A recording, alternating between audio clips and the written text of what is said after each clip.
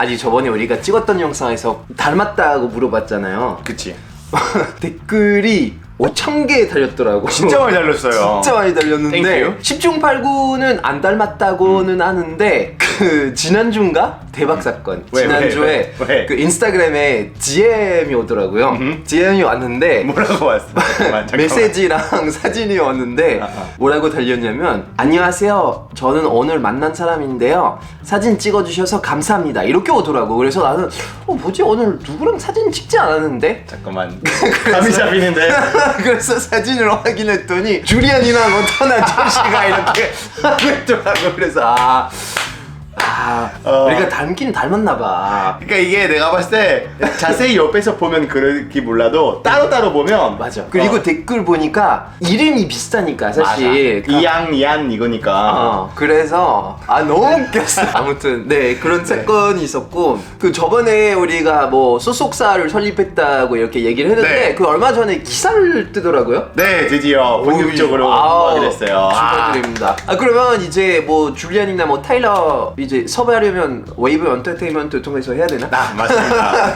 근데 뭐 마지막으로 그냥 너무 고맙게도 또 많은 사람들 연락 와서 뭐 축하한다는 얘기 되게 많았고 그래서 솔직히 근도전이만큼 걱정 많이 했는데 뭐 파비앙 포함한 많은 사람들이 이제 관심 가져주고 신선하잖아요 사실은. 외국인들이 모인 소속사인데 설립자가 외국인이다. 뭔가 신선하고 왠지 좀 재밌어 보이더라고요. 아니 우리 저번에 사실 얘기하고 싶은 게 진짜 많았는데 3분의 1도 못했으니까 사실 지금도 오프닝 찍고 있는데 벌써 10분째 찍고 있어요.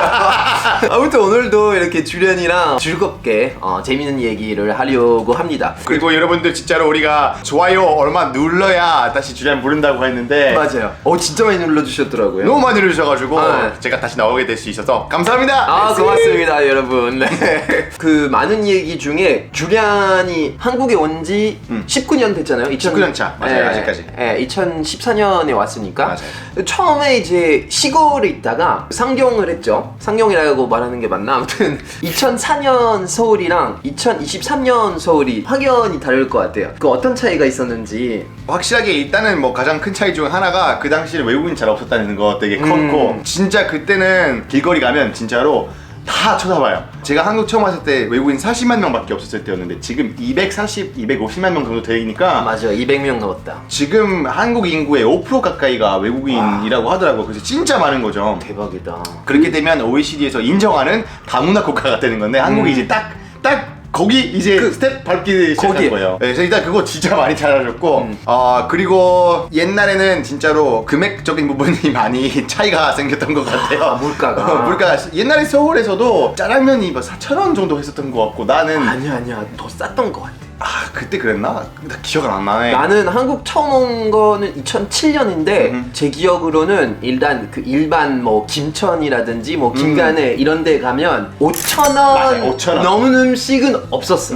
치즈 돈까스 먹으면 5,500원 그게 제일 비쌌거든. 그랬던 것 같아요. 근데 맞아요. 지금 5,500원으로 먹을 수 있는 김밥 한 줄이지. 김밥에는 사실은 없을 것 같아. 맞아요. 진짜 그게 너무 달라졌고 그리고 진짜 많이 편리해진 것 같아요. 왜냐면 지금 진짜 대중교통 너무 좋아졌고 지하철이 계속 생기다 보니까 9호선이 사실 획기적이죠. 원래 뭐 2호선 이렇게 도는 선이 있었고 뭐 정말 잘 돼 있었는데 이게 필요했죠. 이렇게 그죠. 대각선으로 가는 게. 근데 9호선은 진짜 신의 한 수였죠. 네, 그거랑 공항철도 덕분에 또 막 빨리 맞아. 가게 되고 맞아. 막 그리고 파병도 나도 그렇고 자전거 많이 타잖아요. 맞아요. 근데 진짜 나는 기억나는 게 15년 전 그때 한 서울에서 자전거 타는 게 진짜 진짜 힘들었어요. 왜냐면 산성초월이었죠. 정말로 이제 편의시설이 없으면 지금은 뭐 따릉이도 되게 잘 돼 있고 전용 도로도 있고 전용 도로도 있는데도 생겼어요. 근데 물론 아직까지 인도랑 같이 있는 자전거 도로 있는데 여러분 혹시나 보는 사람 중에서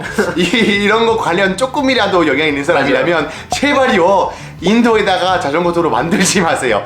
이거는 따로 있어야만 안전하기 때문에. 맞아. 근데 진짜로 이게 별도로 해야만 더 많은 사람 타게 될 텐데. 맞아. 아니 그 아까 그 물가가 잠깐 언급했지만 저는 그 당시에 집값이 좀 궁금해요. 그 당시에 얼마나 저렴했는지. 아 근데 이게 일단은 월세는 올라갔는데 이제 그때는 보증금이 더 저렴했던 적은 없었던 것 같아요. 그래서 그때 진짜 그때나 지금이나 보증금은 1000 기본이 근데 1000이죠. 500 있던 데도 있긴 있었는데 대부분 1000이었던 것 같아요. 그래서 나는 초반에는 보증금이 없었기 때문에 나는 이제 처음에 일반 집을 사지 못하고 고시원에 오래 살았어요. 아 맞다, 고시원에 샀다 그랬죠. 2년 정도 살았는데 난 위치 너무 좋았어. 홍대 입구. 이제 딱 홍대 뒷등지고 앞에 보면 오른쪽 스타벅스가 있어요. 그 스벅 바로 뒤에 있었어요. 바로 뒤에 있었기 때문에 위치 너무 좋았고 그때는 처음에는 30 얼마였다가 40만 원 올라갔었던 걸로 기억나요. 그리고 나서 내가 다음에 이사 간 데가 한티역 있을 거예요. 거기서 내가 옥탑방에 살았었어요. 그래서 옥탑방에 살았을 때 그때 1000에 30이었나 40이었나 근데 뭐 집값이 그렇게 올라갔던 걸 많이 솔직히 나는 느끼지 못했던 것 같은 게 그때 작은 데 있었다가 그 다음에 조금 더 큰 데로 갔는데 지금 솔직히 내가 살고 있는 집은 너무 저렴해서 상대적으로 집 진짜 좋잖아요. 집 진짜 괜찮은데 아방궁이요, 아방궁. 캐슬이야. 프랑스 에어비앤비 같다는 느낌이. 오 진짜로. 지금 아니 벽난로가 있는 집이 어디 있어요? 한국에. 벽난로가 있어요, 여러분. 서울 한복판에 그지? 오, 한복판에 이제 거의 20년 살았는데 아직도 이거는 이게 못하겠다 아니면 적응이 안 된다 하는 게 있을까? 근데 이제 좀 많이 편해지긴 했어요 진짜로. 초반에는 그런 것 좀 많이 있었던 것 같은데 뭐 처음에 나 기억나는 게 물 달라고 하고 싶을 때 불어로나 영어로는 Can you give me the water please 하잖아요. 그래서 나는 저 물 좀 주세요 제발. 뭐 그리고 그때 홈스테이 했는데 그 홈스테이 어머니가 나이 좀 있으시잖아요. 근데 나한테 어머니라고 부르려고 하는 거야. 근데 프랑스에서 우리가 마모라고 부르지 않잖아요. 레이 같은 경우는 특히나 이름 많이 불러. 왜냐면 맞아. 특히 나이 좀 있으신 여성분들은 젊게 느끼고 싶다고 그래서 마담보다는 친숙하게 뭐 그냥 이름 불러 라고 하는 경우 되게 많아서 그래서 나도 홈스테이 어머니한테 잘해주고 싶어가지고 나 그래서 이름을 불렀어. 그래서 미니언 물 좀 주세요 제발 이러고 했었던 거 기억나요. 초반에 그런 거 있었고 그 다음에 이제 지금은 많이 그래도 없으신 것 같은데 옛날에는 막 서열 관계에 대해서는 가끔씩 이제 그 사람이 어떤 그 일할 때는 능력치만큼은 없는데 그냥 형이니까 그 일하게 된 경우가 있었던 것 같은 때가 많았어요. 특히 이제 물론 뭐 나이가 좀 있으면 그만큼의 어떤 경력이 있을 수 있겠지만 그게 다 아니라고 저는 생각을 하기 때문에 그래서 그런 부분 좀 많이 그랬었죠. 근데 아직까지는 그런 거는 많이 나아졌고 그 내 친구가 한국에 있는 교수님인데 자기가 학교에서 가르칠 때 옛날에 사람들이 막 교수님 안녕하세요 막 이러는데 요새는 안 그런다는 거에서 서운하대. 오히려 본인이 너무 달라졌다 이러는 거야. 근데 나는 그건 좋아요. 질문 중에 그거 물어보고 싶었어요. 사실 줄리안이 되게 균형 있게 사는 것 같아요. 뭐, 나요? 네. 한국말 나요? 아니 그 이런 면에서 한국말도 물론 잘하고 한국 문화 뭐 한국 역사 이렇게 다 이렇게 잘 알고 있는데 뭔가 줄리안이 한국적인 것들만 하지는 않아요. 한국 사회가 우리한테 많은 영향을 끼치는데 그 어떻게 해야 우리가 우리의 정체성을 잃지 않고 초심을 잃지 않고 잘 살 수 있을까? 되게 좋은 질문이에요. 제가 처음에 한국 왔을 때는 한국 사람보다 더 한국 사람 되려고 노력했었어요. 그래서 그때 아침에도 항상 한식 먹고 그리고 나랑 무조건 한국말만 하는 사람들 만나고 싶었고 그리고 외국인들 많이 있는 동네 이태원이거나 이런 데는 무조건 피했었어요. 그런데 그러다 보니까 어느 순간에 저도 혼란이 왔던 시점이셨던 것 같아요. 솔직히 제가 외모 때문에 내가 아무리 귀화해도 아무리 한국 오래 살아도 누구도 나를 한국 사람이라고 보지 않을 거잖아요 솔직히. 그래서 그때 내가 그 얀이라는 친구 만났었고 얀이 이제 나 보고 이제 경기단 살자고 했었어요. 근데 처음에 난 이태원 살기 너무 싫은데 외국인 너무 많은데 너무 많고 너도 외국인이야. 그때 알았어. 오. 그러니까 다시 가니까 이게 이태원 가니까 갑자기 거기 있는 빵집이 너무 내 스타일이고 거기 마켓에 가면 내가 좋아하는 향의 뭐 치약, 샴푸 이런 것도 있고 소스들도 팔고 하니까 갑자기 맞다 나 외국인이었지 라고 다시 느끼게 되면서 그때부터 균형을 맞추려고 노력했었어요. 그래 나는 어떤 면에서는 진짜 한국 사람스럽고 어떤 면에서는 나는 되게 외국인스럽고 한국의 그리고 벨기에도 이방인이라는 말이 되게 맞는 것 같아요. 그래서 나는 이게 자부심 있게 받아들이니까 마음이 편해졌고, 그리고 그때부터 일이 되게 더 잘 됐어요. 균형이 진짜 중요해요. 되게 흥미로운 얘기인 것 같아요. 왜냐하면 줄리안도 방금 말했지만 저도 그럴 때가 왔었거든요. 줄리안처럼 처음 왔을 때 약간 외국인을 피하고 무조건 피하고 한국적인 것들만 하려고 했어요. 그러다가 나는 뭐지? 여기서 뭐 하는 거지? 그런 때가 왔었는데 그래서 물어본 거예요. 근데 파비앙 보면 처음보다 지금 더 점점 더 편안한 느낌이 들어요. 나이 먹어서 그래. 비슷해. 왜 내가 아프지? 아니 그 한국 하면 그 떠오르는 여러 키워드들 있잖아. 뭐 뻔한 거지만 뭐 정, K-pop, 뭐 빨리빨리 문화 뭐 등등 이런 게 있는데 그 내가 생각했을 때 그 많은 키워드 중에 줄리안과 가장 어울리는 키워드 흥.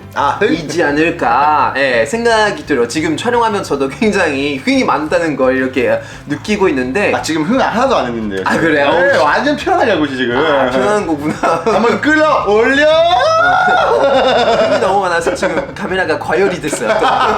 진짜 너무 두꺼워서. 아니 흥이 많잖아요. 그 사실 저는 한국 사람들이 흥이 많았다는 게 처음 알게 된 게 2002년 그 월드컵 때 그 모든 사람들이 진짜 무아지경에 빠져 있었고 막 이러고 대한민국. 그 사실 내가 딱 노래방에 가면 뭐 다 이렇게 뭐 노래 부르고 노래 안 부르는 사람들은 이러고 있어요? 아니죠. 아니지. 이러고 열심히 있고 하구나. 참 흥이 많다고 저는 생각을 하는데 줄리안도 이 원래 좀 이런 흥이 많았는지 아니면 약간 영향을 받았는지 줄리안도 흥이 스스로 많다고 생각을 하죠. 그래도 흥이 없는 편 아닌 것 같아요. 이게 외계 사람들이 특히 우리 리에즈 주 사람들이 그 리에즈 이 별명이 불타는 도시고 리에즈에서도 사람들이 잘 놀고 파티하는 거 되게 좋아하다 보니까 약간 이런 그 흥이 있는데 솔직히 그렇잖아요. 서양에서는 동양으로 바라보면 조금 약간 소심하고 놀지 않고 술도 그렇게 잘 못 먹는다고 생각을 하고 나도 그렇게 생각하고 한국에 왔는데